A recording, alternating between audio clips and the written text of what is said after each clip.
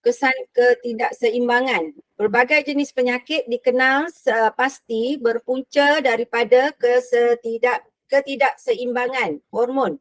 Seperti dalam rajah, dalam foto 7.1, yang ni antara apa ni kita kata yang boleh berlaku ya, sama ada berlakunya orang tu dia terbantut tumbesaran dia jadilah orang kenit ya. Okay, biasa kita tengok kan orang kenit kan dia tak boleh besar. Okay, dia tak boleh tinggi. Dia kecil macam kanak-kanak ya.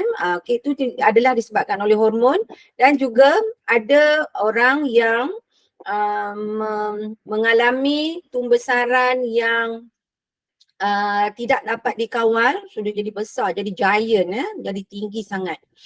Okey. So ketidakseimbangan hormon berlaku apabila sesuatu hormon dirembeskan secara berlebihan ataupun berkurangan oleh kelenjar endokrin seperti yang ditunjukkan dalam rajah 7.2. Okay, nanti dia cerita kat sini. Ini bagus, awak boleh lihat apa yang berlaku ya, yang kekurangan tadi, berlebihan dan kekurangan tadilah. Okay, dibuat dalam bentuk jadual di bawah ini. Ketidakseimbangan hormon mungkin disebabkan oleh gaya hidup dan juga pemakanan yang tidak sihat ataupun pendedahan kepada sinaran berbahaya seperti sinar X yang berlebihan. Contoh macam kita pergi buat X-ray kan, kalau cahaya tu berlebihan dia akan infect kita punya paru-paru. Okey, sinar X kalau saya tak silap dia boleh menyebabkan kanser juga. Okey. Jadi untuk nak menggunakan mesin untuk mendapatkan X-ray tu dia kena orang yang orang kita pemahir dalam bidang tersebut untuk buat X-ray tadi. Okey, ini adalah hormon ya. Kesan rembesan hormon sekiranya berlebihan, hormon thyroxina. Thyrox dekat bahagian leher kan, tekak ni kan. Ada hormon thyroxina ya. Hyper akan berlaku, kalau berlebihan akan berlaku hyperthyroidism.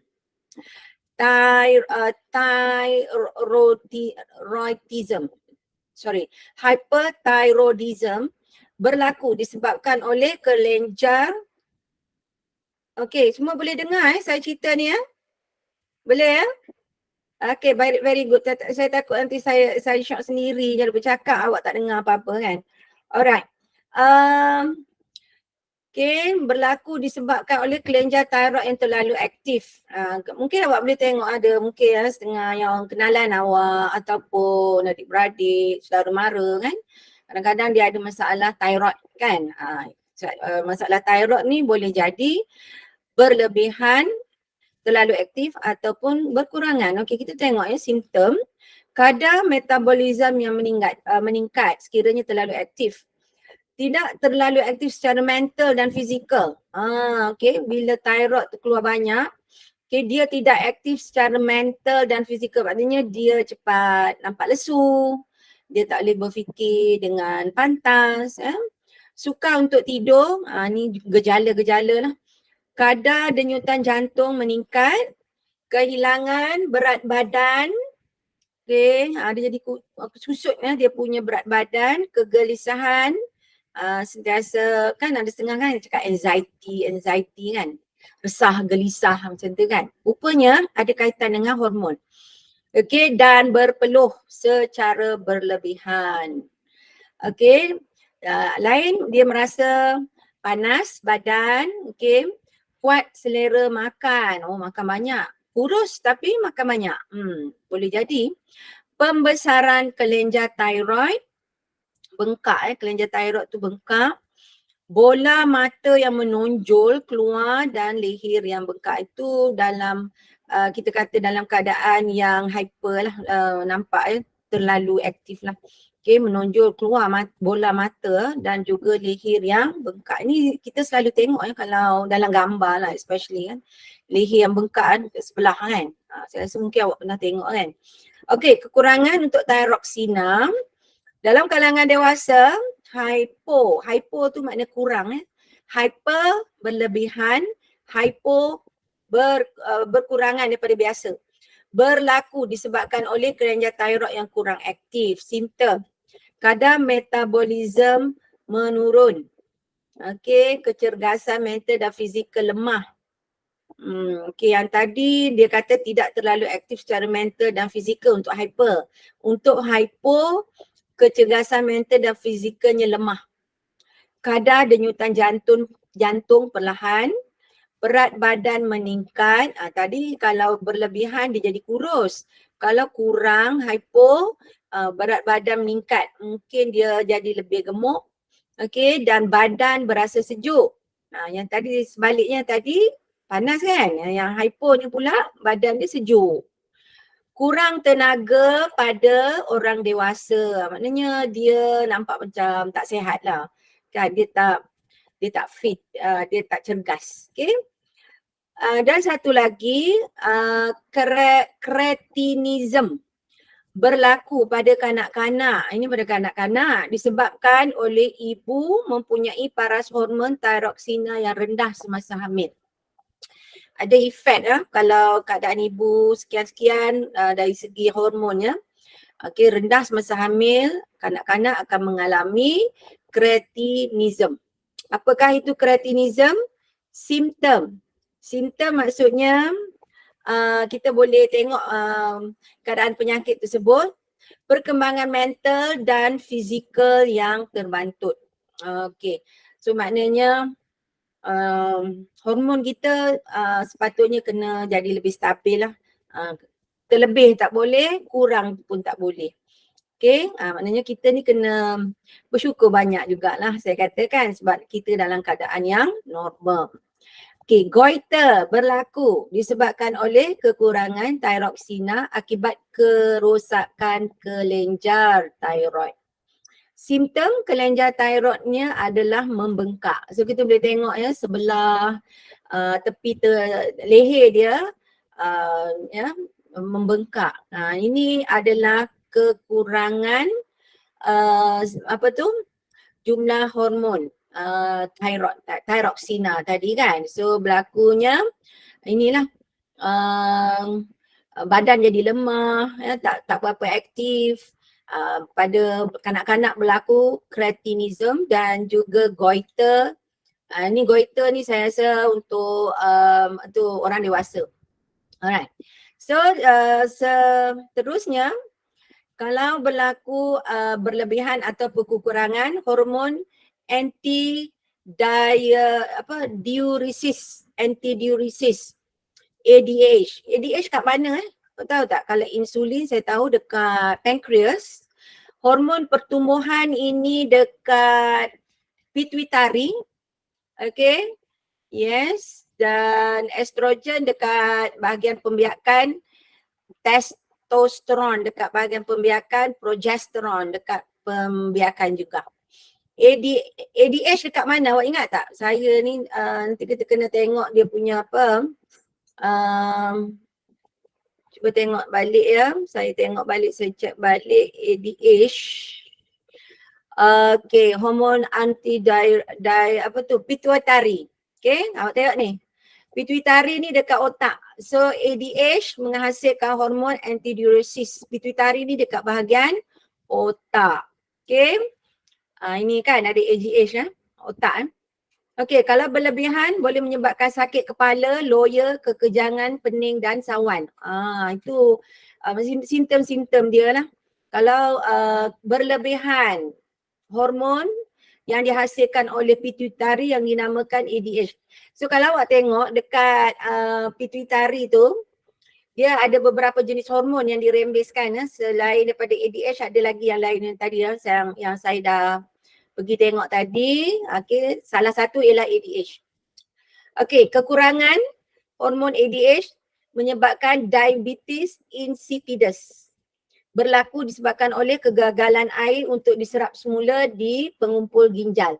Okay, dekat sini kan kalau dia gagal untuk mengumpul air, so kat sini mungkin dia tak boleh nak kawal apa.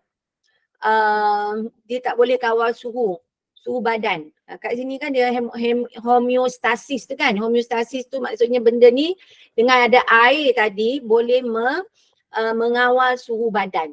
Okay, kalau awak tengok sini, apakah dia simptom-simptom? Apa maksud simptom? Kita boleh tengok kesan ya daripada kekurangan hormon antidiuresis ini, kerap kencing dan jumlah urin yang banyak dan sentiasa berasa haus. Sebab apa? Sebab tadi ya, kegagalan untuk menyerap air tadi. Sentiasa rasa macam nak minum. Nak dahaga, rasa dahaga sebab kekurangan air dalam ginjal. Okey. Selain daripada itu, hormon pertumbuhan. Ini juga hormon pertumbuhan juga berlaku dirembeskan oleh, kalau saya tak silap, hormon di pituitari. Di dalam otak sebab tu awak kena jaga kepala awak ni yang terantuk, terjatuh ke apa-apa kan. Terlanggar tiang pun tak boleh. Okay. Hormon pertumbuhan tu dihasilkan oleh pituitari di bahagian otak. Kadar pertumbuhan yang terlalu tinggi pada peringkat kanak-kanak menyebabkan kegergasian. Dia jadi tinggi. Dewasa menyebabkan akromegali yang dicirikan dengan pertumbuhan luar biasa pada tengkorak, tangan dan kaki. Yang ini pernah tengok tak orang yang kepala besar ataupun tangan dan kaki dia mungkin pertumbuhan luar biasa. Luar biasa maksudnya dia jadi giant lah. Tangan jadi besar, kaki jadi besar. Mungkin awak boleh tengok kan macam kalau saya tak silap orang ada setengah kaki gajah kan, pernah tengok tak orang yang besar kaki dia kan. Boleh jadi disebabkan oleh pertumbuhan hormon yang tak stabil. Kat sini kita tengok berlebihan hormon ya, menyebabkan dia tumbesaran dia tak dapat dikawal. Okey, kalau kekurangan hormon pertumbuhan sebaliknya akan berlaku iaitu kekerdelan. Maknanya jadi kenit. Jadi orang tu jadi kenit. Kanak-kanak menyebabkan kekerdelan, dewasa menyebabkan tahap kolesterol yang tinggi, tulang yang kurang kuat dan kemerosotan jisim otot. Jadi dia makin shrink apa? Makin mengecil. Okey, dan untuk insulin, kalau di bahagian ini adalah berlebihan. Kalau terlebih insulin akan berlaku hypoglycemia yang disebabkan oleh penurunan aras glukosa dalam darah. Okey, berlebihan insulin akan menyebabkan penurunan aras glukosa dalam darah. Simptom letih, sukar tidur pada waktu malam, pemikiran bercelaru, perasaan takut, emosi tidak menentu, mudah pengsan dan sakit kepala. Betul lah, saya ada lah, mungkin aku kenalan kan, dia mengalami kegelisahan, anxiety, resah gelisah, fikir bukan-bukan. Okey, saya rasa kan, tidak mungkin lah dia, ini memang sure lah. Ada antara hormon tu yang tidak regulate ataupun tidak dapat berjalan dengan lancar kan, hormon ya. Itu yang menyebabkan, tengok ya. Ini mungkin ada setengah kan dia kata psikologi kan, betul tak? Fikiran bercelaru, perasaan takut, emosi tak menentu, mudah pengsan, sakit kepala. Bila dah jadi benda-benda macam ni, orang tu jadi apa? Jadi dalam keadaan tidak stabil. Bayangkan contohlah, mungkin ibu bapa yang berada dalam keadaan macam ni, kita tak tahu dia mengalami masalah hormon kan. So dia jadi garang, dia suka marah-marah. Sebab hormon dia yang tak stabil. Mungkin ini sebab ada setengah orang dia tak perasan benda-benda ni berlaku. Saya sendiri mungkin kita pun tak perasan benda tu. So kita kena kena pergi jumpa doktor lah, tengok keadaan macam ni. Alright, so kekurangan insulin pula akan menyebabkan diabetes mellitus. Disebabkan ketiadaan insulin, kegagalan fungsi insulin lalu mengakibatkan aras glukosa dalam darah meningkat. Itu sebabkan awak tengok kalau orang mengalami kekurangan insulin kan, dia kena inject, betul tak? Kan tengok kan aras gula yang tinggi kan. So dia kata inject insulin. Sebab apa? Nak suruh aras gula turun. Kan? So kat sini bila kurang insulin akan menyebabkan aras glukosa dalam darah meningkat. Jadi apa yang doktor buat ialah kena jab lah ataupun inject insulin ke dalam badan selalulah, mungkin tiap-tiap hari kan. Okey, simptom kerap kencing, sentiasa berasa haus, sering berasa kebas pada anggota badan, penglihatan menjadi kabur. Memang kalau orang mengalami diabetes yang teruk dia punya penglihatan akan jadi kabur, letih dan luka lambat sembuh. Ini dah peringkat yang kita kata agak kritikal lah untuk pesakit kencing manis. So apa yang perlu anda buat, okey, ataupun mungkin awak boleh nasihat pada kawan-kawan, saudara mara kan, kurangkan pengambilan gula. Okay, kurangkan pengambilan gula sebab masa ni awak tengok insulin berkurang, glukosa naik, lepas tu kita pula pergi minum pula air. Betul tak? Bila air bergula, teh tarik, boba, boba-boba apa semua tu kita minum. Itu sebab paras gula dah tinggi, lepas tu kita pula makan ataupun minum pula benda-benda yang manis. So akan jadi bertambah kritikal lah tahap gula dalam badan kita tinggi ya. Alright, so boleh faham ya. Okay, so seterusnya kita pergi pada testosteron. Sifat kalau berlebihan testosteron, sifat kelakian pada wanita, maknanya wanita ada juga hormon ini testosteron. Jadi maknanya kalau berlebihan hormon testosteron pada wanita, dia akan jadi lebih kepada sifat kelelakian. Dia jadi tomboy agaknya lah kan. Ataupun sifat-sifat lain, ada masa ke contoh kan. Ataupun banyak tumbuh bulu-bulu pada badan. Boleh jadi sebab pernah tengok tak wanita yang berjanggut? Pernah tengok tak? Tak pernah kan? Ada ya, saya pernah tengok tapi ni dia berjanggut ni mungkin satu fenomena yang luar biasa, tapi dululah dia orang buat show orang-orang yang perempuan yang ada janggut, ada misai, muka berbulu, banyak bulu dekat muka ke apa kan. Dia orang buat ni pertunjukan dekat sirkus dululah.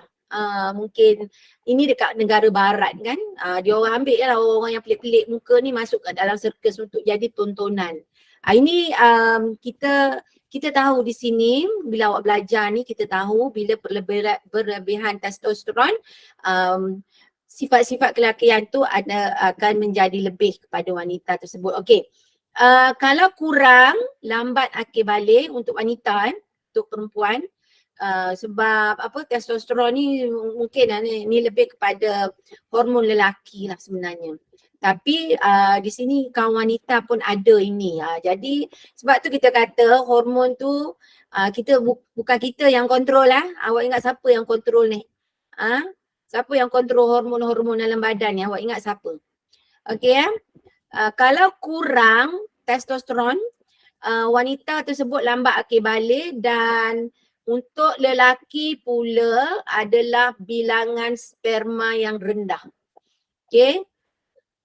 Untuk lelaki lah, mana ada perempuan ada sperma kan. Lelaki lah, bilangan sperma yang rendah. So hormon tu tak stabil, tak betul, jadi efek lah. Okay, dekat bahagian penghasilan production sperma tersebut dalam badan orang lelaki tu.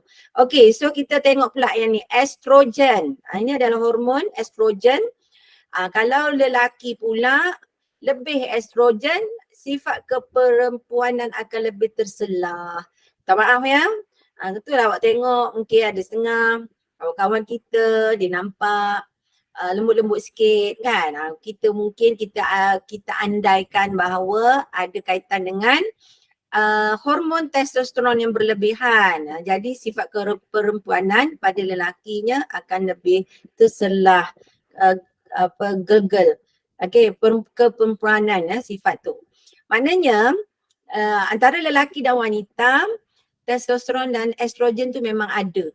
Kan? Dua-dua lelaki wanita memang ada testosteron dan estrogen. So dua-dua ni kena stabil lah. Betul tak? Okey.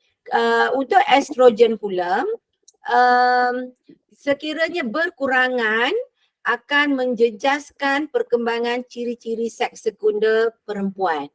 Maknanya dia lebih, mungkinlah kot dia lebih bersifat lelaki. Pertumbuhan dia tu kurang lah untuk nampak dia sebagai seorang wanita kan, terjejas kan. Okey, dan progesteron. Kalau berlebihan, dia kata sini tak ada masalah progesteron.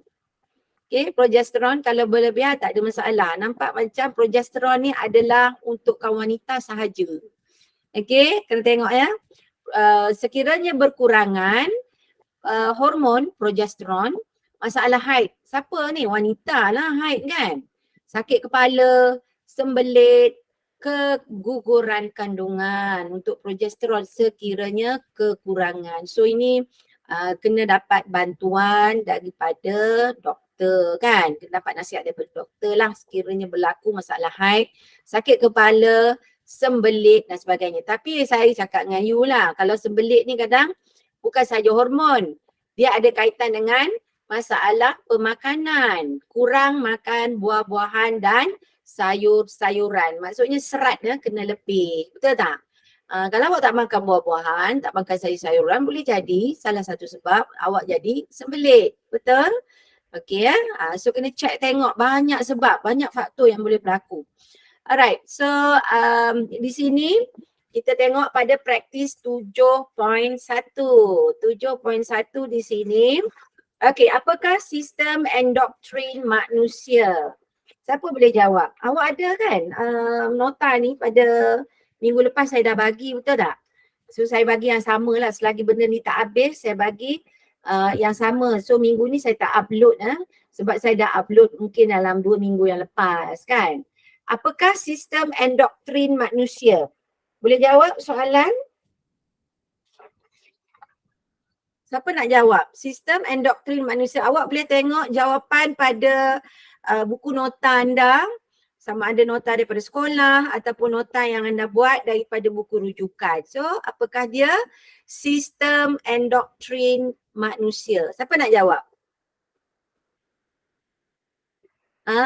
Waalaikumsalam Sofia. Alhamdulillah sihat semua. Saya harap pelajar-pelajar semua sihat kan? Okey. Boleh jawab tak Nur Sofia ke ataupun rakan-rakan yang lain yang ada di sini?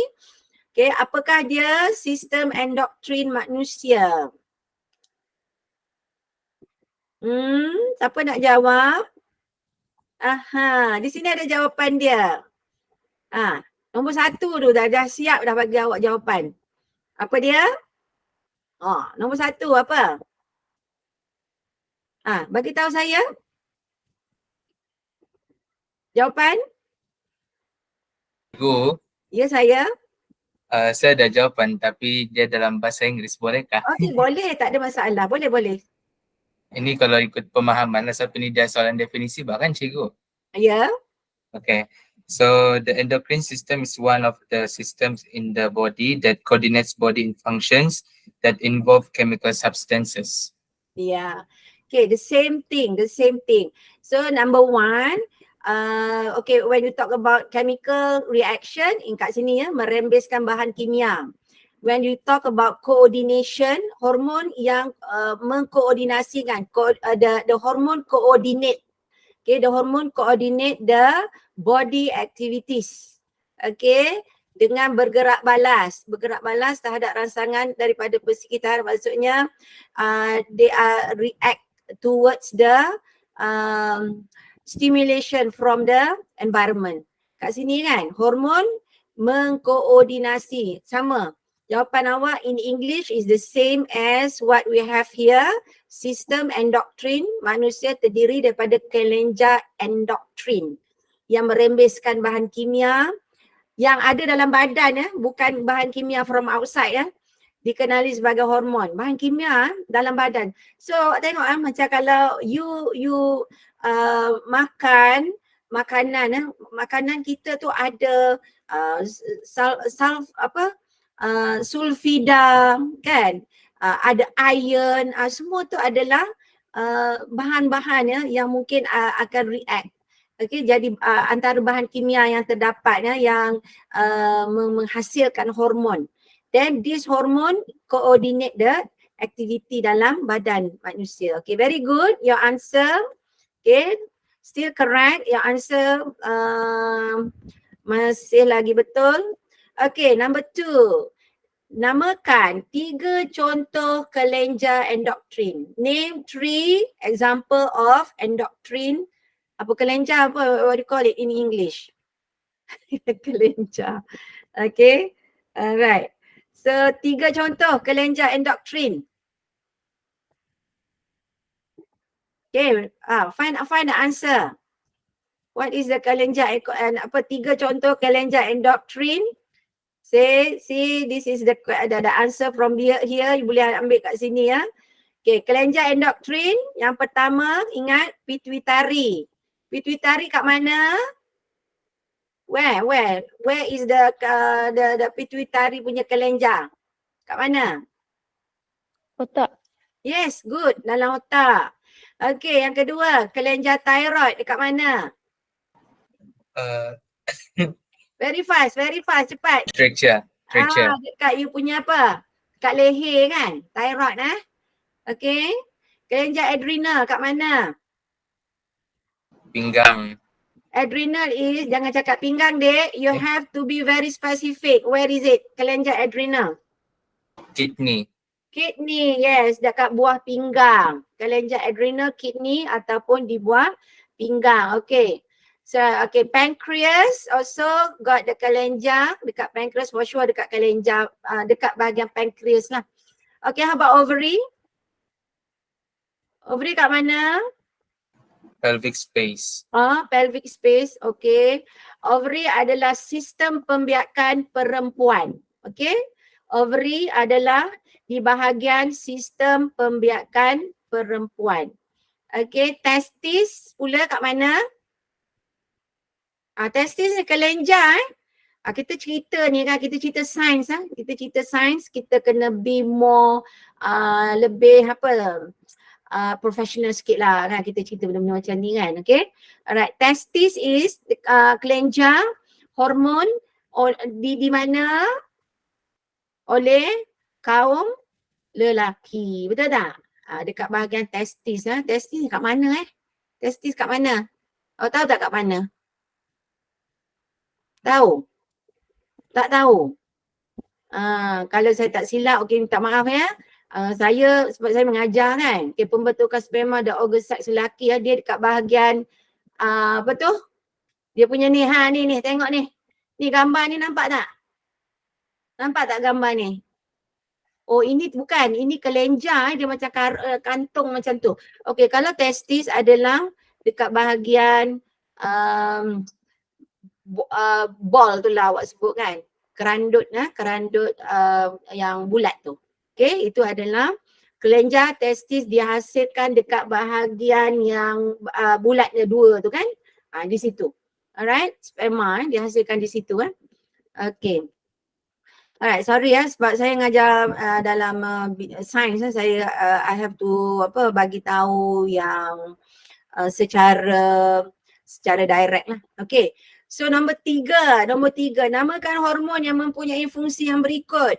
Menurunkan aras glukosa dalam darah. Apakah hormon menurunkan aras glukosa dalam darah? Adrenaline. Baru kejap tadi I mention to you. Baru kejap tadi. Baru kejap. Cuba tengok balik. Kat sini saya rasa ada. Insulin. Yes, very good. Insulin. Insulin menurunkan kadar glukosa yang tinggi dalam badan. So jawapan untuk nombor 3A ialah insulin. Okey, nombor 3B, merangsang perkembangan ciri-ciri seks sekunder pada perempuan. Hormon apa? Estrogen. Yes, betul. Estrogen. Lebih pada sifat-sifat keperempuanan. So that's why awak tengok ya, hormon dalam badan kita mesti stabil, mesti bergerak dalam keadaan yang normal. Bila dia dah tak normal akan berlaku masalah. Betul tak?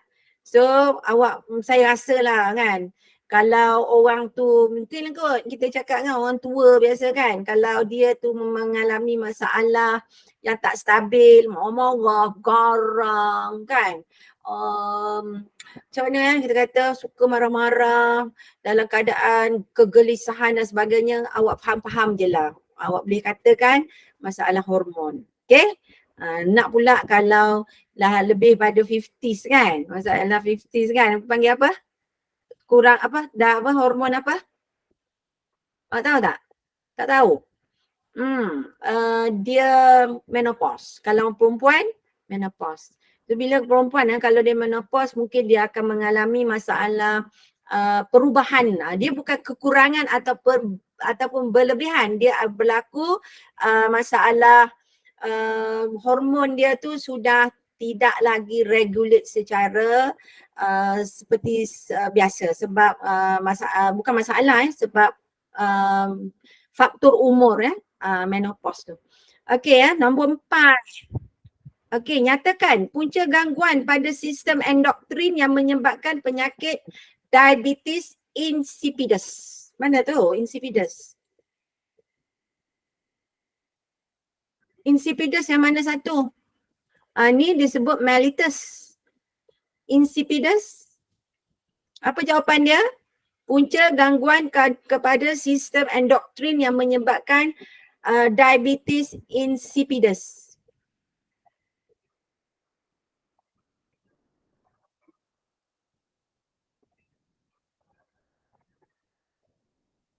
Saya cuba cari jawapan untuk kamu. Okey. Okey, yang ini ada tak insipidus ni?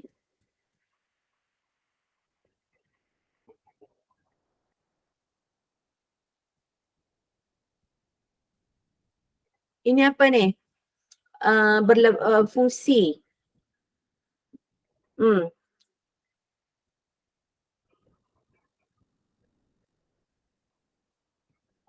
Okey, kat mana? Apa tu insipidus tadi? Dapat tak dalam awak punya nota-nota yang awak telah belajar sebelum ini? Sini dia sebut, yes, kat sini nampak ada insipidus. Okey, apa yang berlaku? Soalan dia apa tadi soalan dia? Cuba tengok. Gangguan, punca gangguan pada sistem endokrin yang menyebabkan penyakit diabetes insipidus. Okey. Apa masalah dia?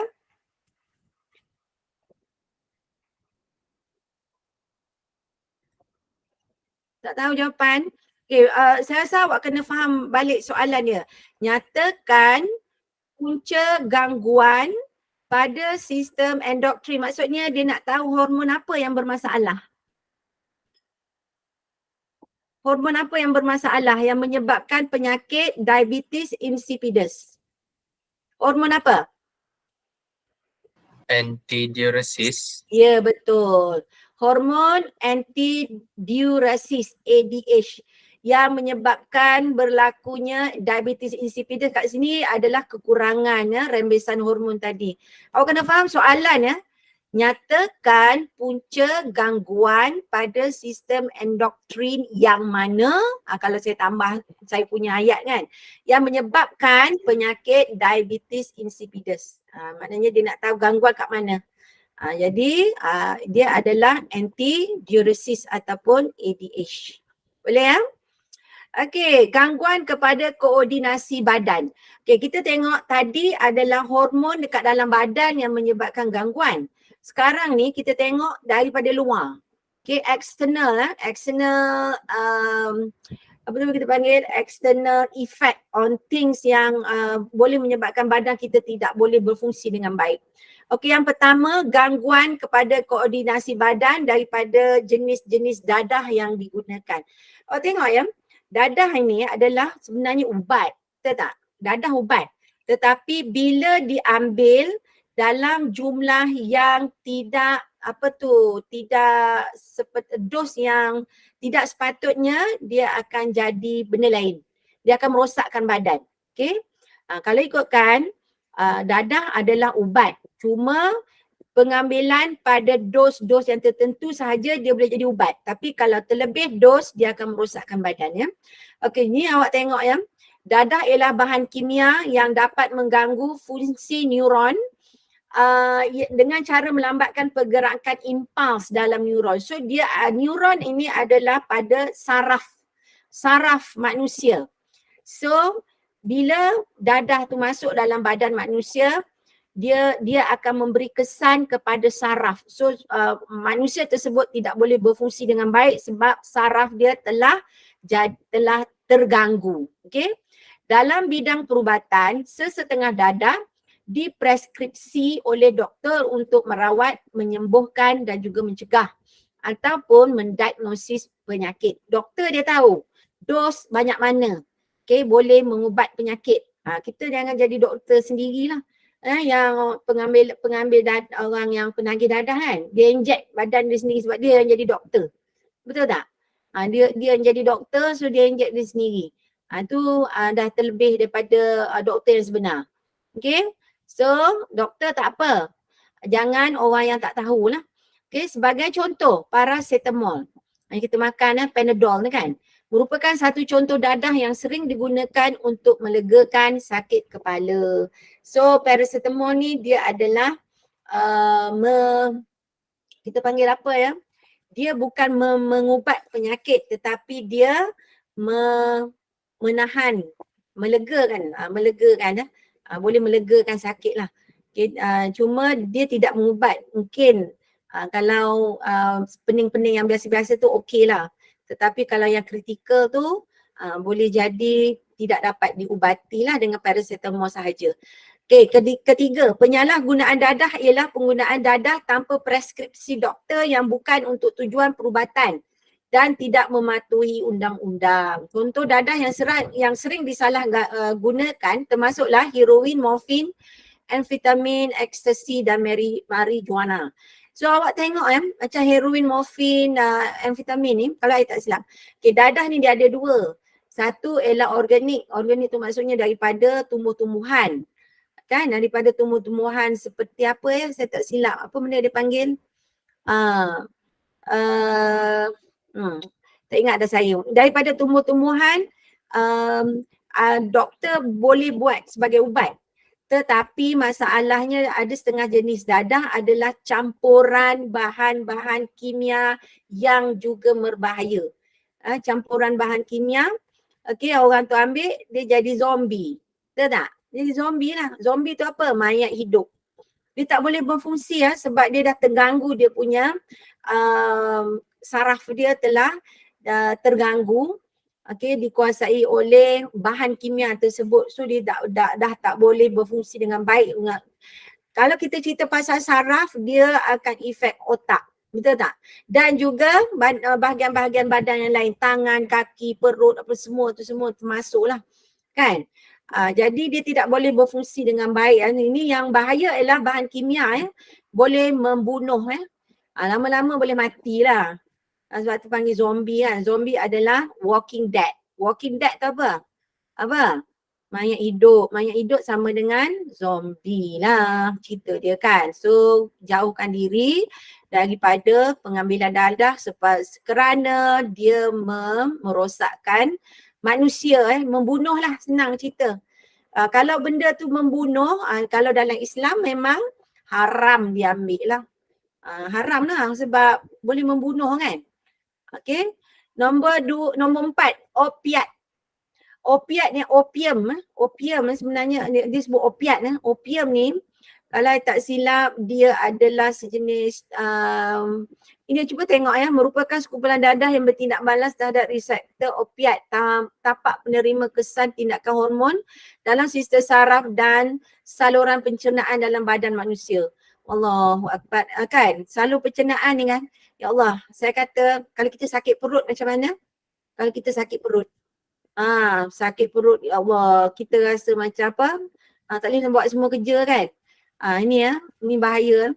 Okey, dadah jenis opiat seperti heroin dan morfin dipreskripsi oleh doktor untuk mengurangkan kesakitan dan kebimbangan yang dialami oleh manusia. Okey, maknanya di sini doktor akan menggunakan dadah jenis opiat termasuk heroin dan morfin. Okey, saya dari pada pengetahuan saya sebelum ini, mungkin daripada pembacaan dan sebagainya, doktor dia bagi morfin ni untuk askar di masa peperangan berlaku kecederaan. Okay, so untuk mengelakkan askar tu daripada merasa sakit, dia bagi morfin. Morfin tu boleh menahan sakit. Tengok tu, mengurangkan kesakitan. Ni untuk askar yang berperang pada dululah peperangan dunia pertama, kedua kan. Dia bagi morfin, dahsyat kan. Okay. Sekejap aja lepas tu dah habis dia punya power benda ni, sakit balik. Betul tak? So lagi ialah untuk pesakit-pesakit untuk psikiatris. Okay, pakar-pakar psikiatris dia ada juga preskripsi ubat untuk pesakit-pesakit yang mengalami gangguan mental. Ni kebimbangan inilah. Dia bagi ada jugalah yang mengalami gangguan mental, gangguan psikologi lah. So ada ya pesakit yang perlu diberi ubat untuk mengurangkan kesakitan mereka. Okay, namun begitu, dadah opiat ini merupakan jenis dadah penenang ataupun anti-depression yang banyak disalahgunakan oleh penagih dadah, terutama di Malaysia. So awak kena faham ya, kenapa manusia ataupun orang-orang ni mengambil dadah. Kenapa? Okay, most of all these people kan, okay, dia orang sebenarnya mungkin dia orang ada masalah. Betul tak? Masalah dalam hidup, masalah macam-macam lah, kita kata masalah hidup lah kan. So dia buat pengambilan dadah ini adalah untuk melupakan masalah tersebut. Ambil dadah, okay, untuk melupakan, untuk jadi jadi kononnya lah dia boleh jadi berada di suatu tempat yang dia rasa macam dia terbang ke apa kan, contoh setengah jadi dadah kan, macam-macam dia punya efek kan.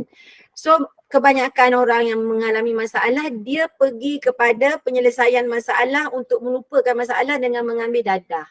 Sebenarnya itu adalah satu tindakan yang tak betul. Sebab apa?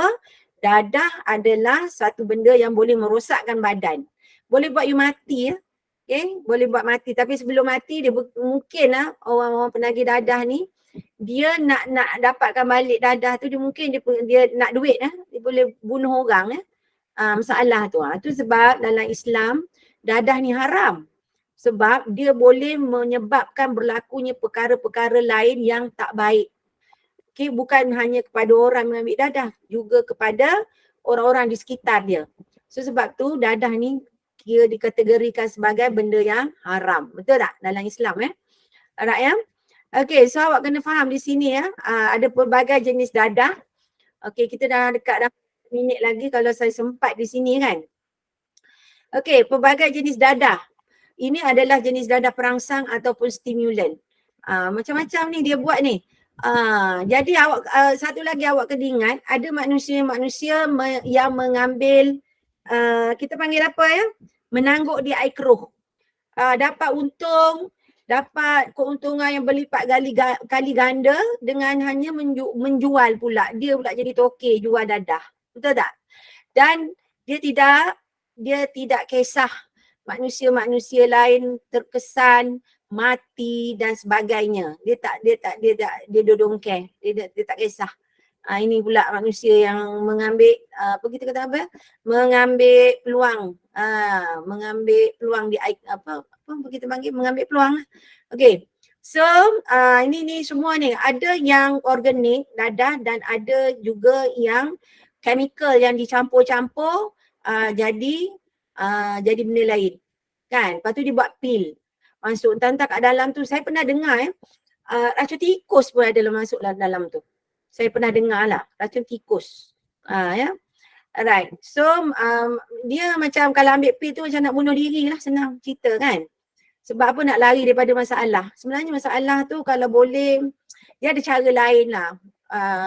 mungkin awak akan belajar macam mana cara nak menyelesaikan masalah, bukan lari pada masalah. Ini lari pada masalah sebenarnya kan.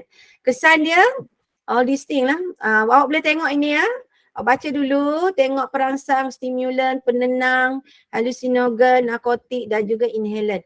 Okey, benda-benda ini ada setengahnya digunakan untuk perubatan dan ada yang digunakan disalahgunakan. So itu yang menyebabkan berlaku penagihan dadah dan tidak boleh cari jalan keluar dan mungkin kalau tidak diubati dengan segera akan menyebabkan mereka akan rosak, tidak berfungsi untuk selama-lamanya kecuali cepat-cepat diambil ambil tindakan ya untuk membantu ya untuk mengeluarkan orang ini daripada keadaan yang sudah kita kata berlaku inilah. Okey, so saya harap awak boleh baca dulu jenis-jenis dadah dan apa dia yang akan berlaku sekiranya seseorang itu jenis dadah, contoh dan kesan ya kepada sistem saraf dan koordinasi badan. Dia tak berfungsi dengan baik lah. Actually ya, alkohol itu juga jenis dadah juga. Alkohol ya. Dan juga rokok tu sebenarnya ada elemen-elemen chemical yang boleh menyebabkan rosak. Tapi rokok tu dia rosak dalam jangka masa yang lama rosak badan dalam jangka masa yang lama. Okay, alright, so saya rasa di sini dahulu saya selesai untuk berbincang dengan anda topik untuk malam ini. InsyaAllah kita berjumpa lagi di minggu hadapan. Right, so ada soalan tak daripada pelajar-pelajar semua? Dadah cikgu. Tak ada? Okay, saya harap you all semua faham ya. Okay. Alright, kalau ada soalan mungkin boleh tanya pada minggu depan ya, insyaAllah. Okay. So saya ucapkan selamat malam sehingga kita berjumpa lagi di minggu hadapan. So insyaAllah. Assalamualaikum semua. Jumpa lagi.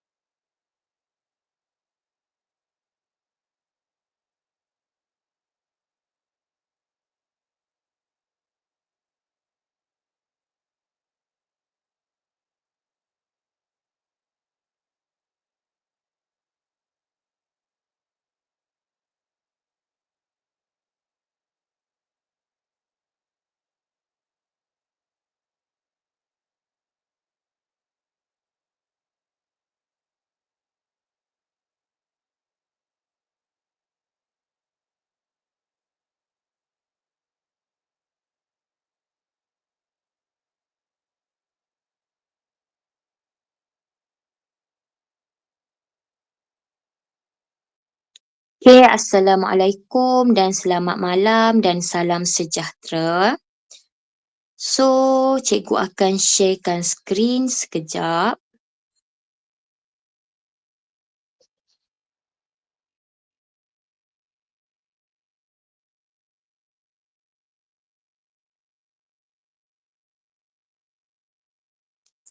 Okay, so pada minggu ni, kita masih lagi dalam sesi latihan nak jawab soalan.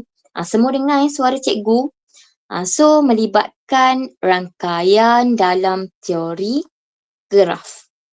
Pada minggu ni, kita akan try jawab ataupun bagaimana kita nak tahu berkenaan dengan subgraf ataupun pokok, graf pokok.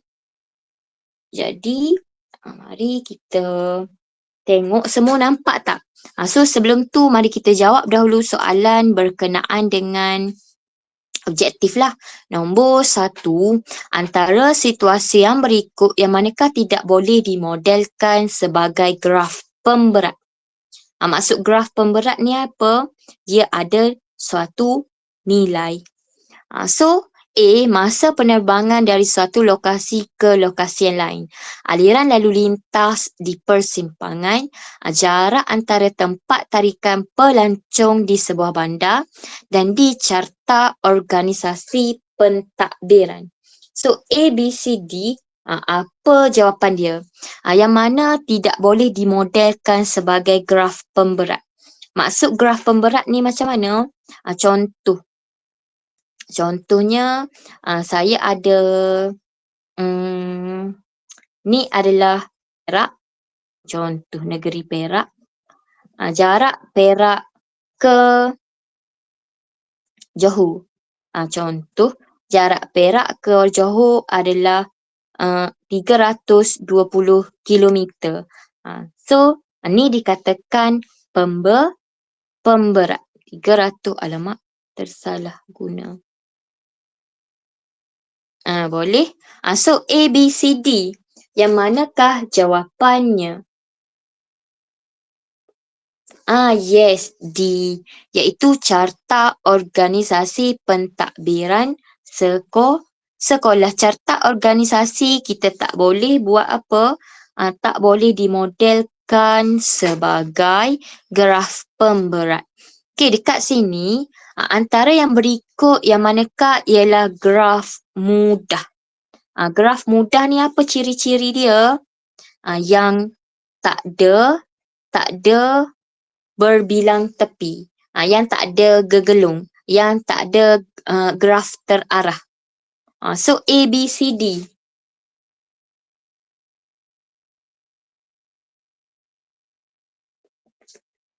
Yes, 2 ialah A. Kalau kita tengok B, kenapa dia bukan graf mudah?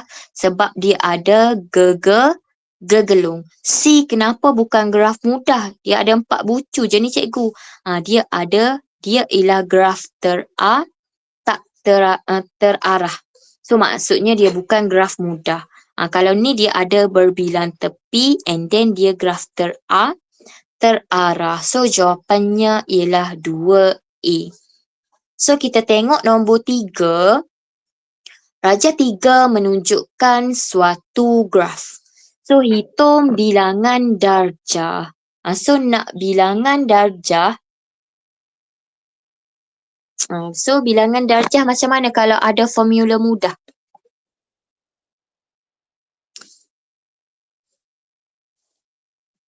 So nombor 3.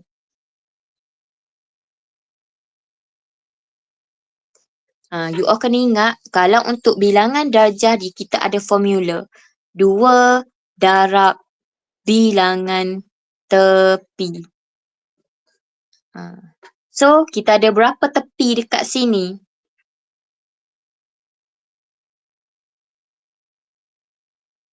Siapa boleh bagi tahu kita ada berapa bilangan tepi?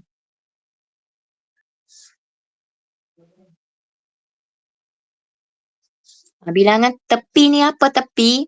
Tepi yang menghubungkan satu garis. Yes, 7. Maksudnya tepi ni apa? Bucu garis yang menyambungkan bucu ke bucu. Ni tepi. tepi. So kita ada 1, 2, 3, 4, 5, 6, 7. So 2 darab 7 kita akan dapat 14. Yes, nombor 3 ialah C. Ni kalau menggunakan formula. Macam mana kalau tak menggunakan formula? Apa itu darjah? Darjah ni ialah bilangan tepi yang ada pada bucu. So kalau dekat contoh ni bucu A, bucu B, bucu C, bucu D. So kita tengok bilangan tepi dekat bucu A ada 1, ada 2, ada 3. So dekat bucu A kita ada 3 bilangan tepi. Dekat bucu B kita ada 1, 2, 3 juga. Dekat bucu C 1, 2, 3. Okey, dekat bucu D kita tengok kita ada 1,